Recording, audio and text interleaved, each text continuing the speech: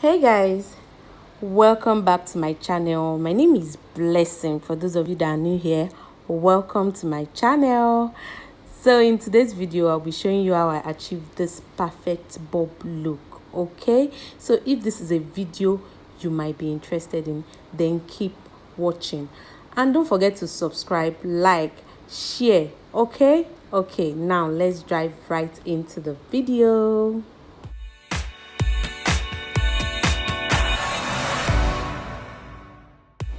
Just a quick one, in case you hear any noise in the background, it's raining heavily here, so please ignore that. This is the hair I'm working with. I used a 6-inch super double drum in 2 bundles, one bundle of 10 inches and a 2x6 10-inch closure to achieve for the look I'm going for. This is the length and bundle I used. Okay, for the first step, I will be going in with my Cantu heat protector just to shield the hair from heat, because we are going to be blow drying this hair. Like, blow dry it, make sure it's well blown out. Okay.